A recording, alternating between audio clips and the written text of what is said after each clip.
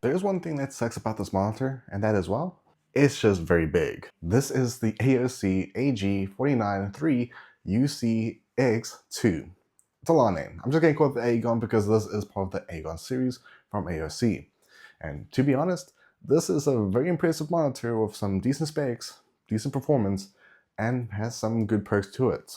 So let's talk about what you need to know about this monitor. Now, first of all, the box is actually pretty big, and to give it a reference, this is the coffee table, and it basically nearly fills up the whole coffee table. But in the box, you also get your monitor, you get your stand, which, by the way, the stand is definitely something you have to watch out for when it comes to taking it out. But the stand is straightforward to actually put on. You just slide right in and screw down the 4 screws. And that also makes it a lot more easier for you to actually take it out. First, let's get some of the specs out of the way, especially for the screen itself. Now, when it comes to the display itself, it does have the following specs. It is a 48.8-inch display, also known as 49 inches, with a VA panel. And of course, this display can reach up to 165 Hz, with a response time of 1 millisecond when you use it in gaming settings. It has a 1800R curvature, a resolution of 5120 by 1440 resolution, which means yes, technically this is a 5K display, but it's more in a 2K resolution. It does have a contrast ratio of 3000 by 1, supports 16.7 million colors, includes AMD FreeSync Premium Pro,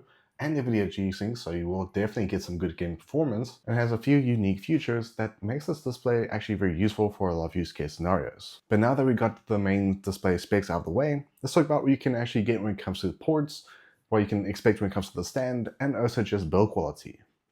Now when it comes to the ports, you do get 3 HDMI ports, 1 display port, and 1 USB-C port that can be used for display. In fact, the device we're going to have connected right now is using the USB-C. So this is what you can actually expect. Now, not just that, but you also do get up to 3 USB Type-A ports that can support up to 5 gigabits per second when it comes to transfer speeds. Now, when it comes to the stand itself, it is a massive stand for a monitor, so do keep in mind it'll definitely take a decent chunk of your desk space, but it's definitely needed for the 49-inch display. But on the top of the display, it does have tilt, swivel, height adjust, but unfortunately does not have pivot. But at least you do get a decent amount of rotation when it comes to using this display. And of course, when it comes to the build quality, it is a solid plastic, but does have a few parts that are actually made of aluminium and has a lot to it. And now, let's just get to some of the testing for this display. Now, we currently have a Mac Mini M4 connected to this, and this is what it looks like. Now, obviously, when it comes to using Windows, you will definitely have to do some customizations to your resolution, where it automatically does the resolution for you, which kind of sucks about Windows, but obviously you can just adjust that to this resolution. So far, this is what you can expect. Looks really good with the colors. This is set on 50% brightness, so this is literally still pretty bright, and this is including with a window that is causing some light into the room. So it looks pretty good. Now, just to give a test for this, we're going to be playing an well-known OLED video test for this, but it does deliver a decent amount of quality. Now, do keep in mind this is a QHD display. It technically is known as DQHD, but you are at least getting a decent display that does give you decent resolution and decent quality when it comes to whether you're going to be using this for work, video, or even gaming. Now, right now we got Rocket League turned on, and just to test out what it looks like. And yeah, with the stretch resolution, not really the best, but it does look alright. Now, of course, this is just what it looks like with a console.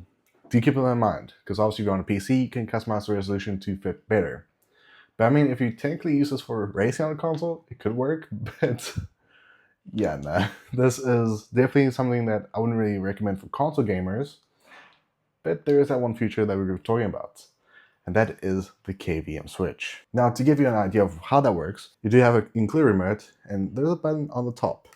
Once you click that, on the bottom right, you have PIP setting, and put it on PBP, and basically, once we do that, we have the split screen function. So let's say you have 2 devices, you can technically do this. And now we've got the standard resolution or standard picture that you would expect when it comes to using this for gaming.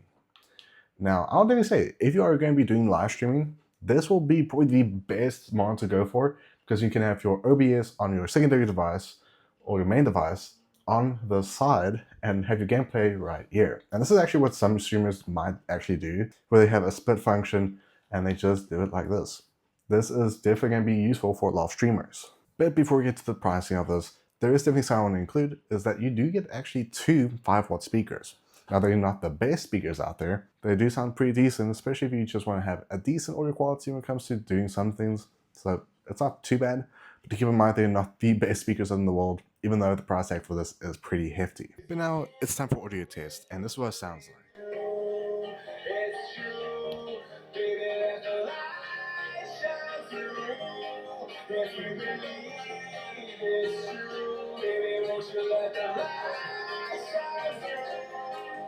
But now let's talk about the remote that is included. Now you do get a decent remote that has a nice, decent finish. It is definitely more plastic, but there's a lot of nice uses for this. Now, of course, you have many buttons on here, so let's just cover some of the things you should know. Now, one of them does include where you can also do the KVM switch, which also allows you to also do gaming settings, your lumens, your color setup, your OSB setup, and even some extras. But now let's say you want to have game mode on, push the controller button, and you can switch to FPS, RTS, racing, gamer 1, 2, 3, and so on. I mean, I'll definitely say you do get some decent quality when it comes to some presets for gaming. I mean, personally, I think racing looks probably the best for anyone to actually use. Of course, if you don't want that on, you can just leave it off. Of course, you have a button for your sources, so when you press it, you can select any of your following devices that you might have connected via HDMI 1, 2, 3, DisplayPort, or USB-C. You got your back button, you got your brightness button, which of course, we can go to the max, which is pretty darn bright. Do keep in mind is a max of 400 nits, so this is what you can get when it comes to the max brightness. So it's not too bad, but it's just something to keep in mind. Now, besides that, you also have a button in the middle, which actually does add a little crosshair in the middle that you can have for some gaming. So yeah, that's kind of fun. Now, of course, you have your volume buttons, which of course you can go to a nice decent volume, and you can also mute it on the remote itself. But that's where it comes to the price tag for the AOC Aegon 49. It is definitely pricey. Now, if you do plan to get this, it is going to cost you roughly over $2,000, which is a very expensive display. And I mean, technically, you could go for many other different monitors on the market. But yeah, again, keep in mind, it's a 49-inch display. You can use a lot of functions on it. Of course, do keep in mind, this does have 165 Hz with a very quick response time, which makes it pretty useful for a lot of functions. Of course, one of the main things that might cause you to maybe go for this display for your own use, it does have a lot of presets for videos, does have a lot of presets for gaming. And I mean, yeah, again, do keep in mind, PC gaming is going to be probably the best on this type of display. So I don't even recommend it for PC users, definitely not console users, unless you're going to be doing split function like this. But you do get a lot when it comes to using this type of display.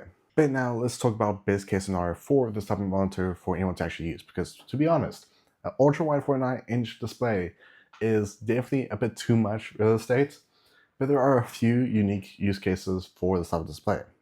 Now, first is for those that are wanting to do multitasking on their device. So if you have, let's say, this type of setup, you can have two different devices connected to one display and you have a split screen function like this.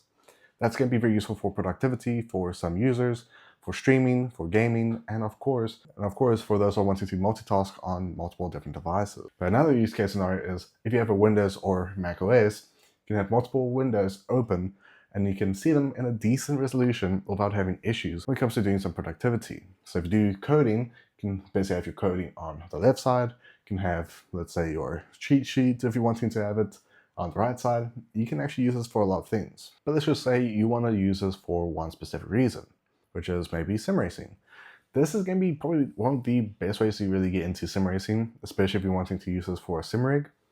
This is perfect for it. It is a nice curved display, and I mean, hey, you are getting a decent amount of performance. I mean, having that extra hertz makes it pretty good for gaming when it comes to sim racing. But at the end of the day, do I recommend this type of display for you to actually go for?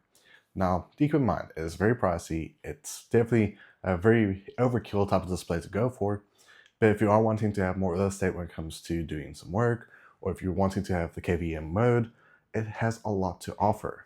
But yet again, the price tag being over $2,000 can be a hard thing to really think of. But the fact that you are getting so much spec, so much use when it comes to this type of display, it is hard to really say if the price tag does really match the performance. But do let me know in the comments below, do you think you'll pick this up for yourself or not? But I hope you guys enjoyed. See you guys next one. Peace out as always, every day onwards. Bye.